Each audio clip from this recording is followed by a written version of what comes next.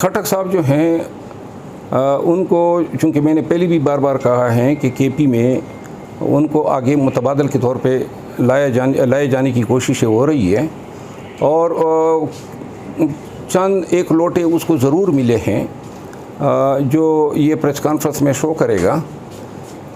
लेकिन बात यह है कि जो लोग इनके साथ आए हैं वो भी उन्हीं मजबूरियों के तहत आए हैं जिस मजबूरी के तहत ख़ुद परवेज़ खट्टक साहब को पीटीआई छोड़नी पड़ी। बार बार जो हैं बेलें हो जाती हैं, अदालत जेल से बाहर आते हैं, फिर गिरफ़्तार हो जाते हैं। और मैं बार बार ये कह चुका हूँ कि ये हुकूमत और ये इंटेलिजेंस एजेंसियाँ ये बताना चाहते हैं कि हम आपके अहकामात को जूती की नोक पे रखते हैं। अभी तक ये अपने इस अमल में कामयाब है। आज तो शाखाना केस जो हैं वो कम्प्लेक्स में लगा हुआ है, हम वहाँ जाएंगे और जज साहब को इन्फॉर्म करेंगे कि चूँकि आपके हवाले से हमने शिकायत की है और ट्रांसफ़र एप्लीकेशन दी है तो ये केस आप समाप्त न करें। तो फिर आगे देखते हैं कि वहाँ पे क्या होता है।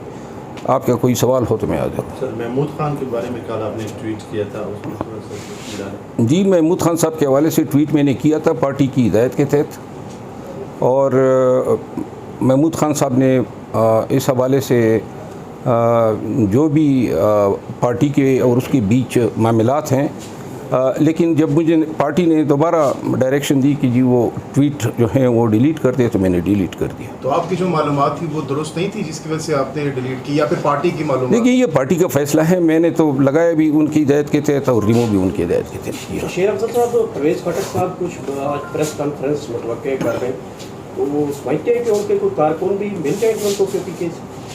जी, परवेज़ खट्टक साहब जो हैं उनको, चूँकि मैंने पहले भी बार बार कहा है कि केपी में उनको आगे मुतबादल के तौर पे लाए जाने की कोशिशें हो रही है और चंद एक लोटे उसको ज़रूर मिले हैं जो ये प्रेस कॉन्फ्रेंस में शो करेगा। लेकिन बात यह है कि जो लोग इनके साथ आए हैं वो भी उन्हीं मजबूरियों के तहत आए हैं जिस मजबूरी के तहत ख़ुद परवेज़ खट्टक साहब को पीटीआई छोड़नी पड़ी। अच्छा, इसके साथ साथ मेहर बुखारी साहबा के प्रोग्राम में आप गए, वहाँ पर भी जो कुछ हुआ आपने उस पर ट्वीट भी किया वज़ाहती तौर पर, फिर मेहर बुखारी साहबा ने भी इस पर बाकायदा तौर पर सबूत के साथ चैट भी शेयर किया। तो उस हवाले से आप वज़ाहत देना चाहें या बात करना चाहें? मेहर बुखारी साहबा ने मेरा इंटरव्यू लिया, रिकॉर्डेड इंटरव्यू था।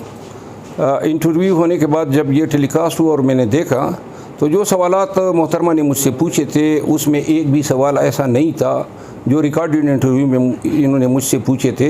जो सवालात शो में दिखाए गए वो इंतहाई एग्रेसिव सवालात थे। अल्फाज जो थे वो मतन और मकसद जो था वो ऑल टुगेदर दूसरा निकल रहा था। तो अगर वो ये सवालात मुझसे करती तो मैं उनके वही जवाबात देता।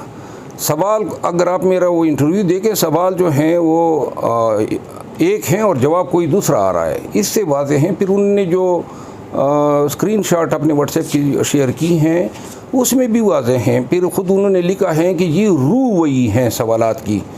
तो ये रूह सवालात की तो जो हैं वो तो उसके दिमाग में होगा।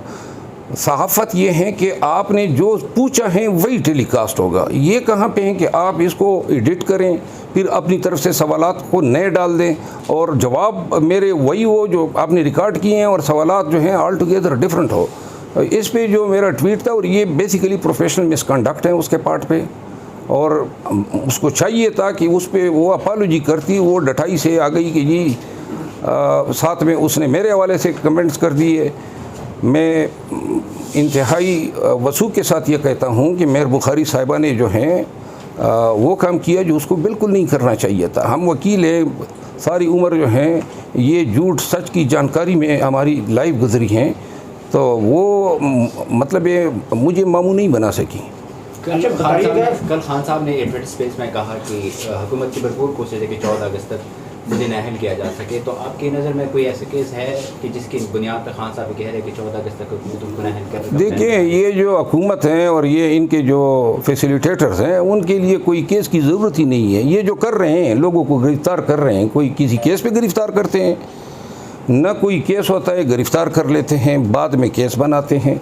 तो हाँ, ये पूरे पाकिस्तान में जो कुछ हो रहा है ये कानून के मुताबिक हो रहा है। रूल ऑफ लॉ जो हैं आप देख रहे हैं कि कब से रूल ऑफ लॉ जो हैं मलिया मेट हो चुकी हैं, और साथ ही साथ अदालतें जो हैं वो भी तकरीबन हमनवा बन चुकी हैं। पाकिस्तानियों की बुनियादी हकूक़ की जो गारंटी कॉन्स्टिट्यूशन ने अदालत की सुपुर्द की हुई है, माँ सिवाय चंद एक अच्छे जज साहिबान की हाई कोर्ट्स की सतह पे, बाकी मेजॉरिटी जो फैसले आ रहे हैं और जो इनकी खामोशी है, बस यही छोड़ने तक का काम रखा हुआ है। छोड़ेंगे तो लाजिमन, क्योंकि कोई 188 में नामजद है, कोई 506 में नामजद है, कोई 470 में नामजद थे या 427 में नामजद है, जो छोटे जराइम हैं जिनकी सज़ा 3 साल से ज़्यादा नहीं होती है। तो लिहाजा छोड़ना तो पड़ता है, लेकिन ये काम असल ये है कि जब छोड़ें उसको दोबारा पकड़ने से भी रोकें। वो अभी तक आप देख रहे हैं PTI का एक भी लीडर हम छुड़ा नहीं सके हैं। बार बार जो हैं बेलें हो जाती हैं, अदालत जेल से बाहर आते हैं, फिर गिरफ़्तार हो जाते हैं। और मैं बार बार ये कह चुका हूँ कि ये हुकूमत और ये इंटेलिजेंस एजेंसियाँ ये बताना चाहते हैं कि हम आपके अहकामात को जूती की नोक पे रखते हैं। अभी तक ये अपने इस अमल में कामयाब है।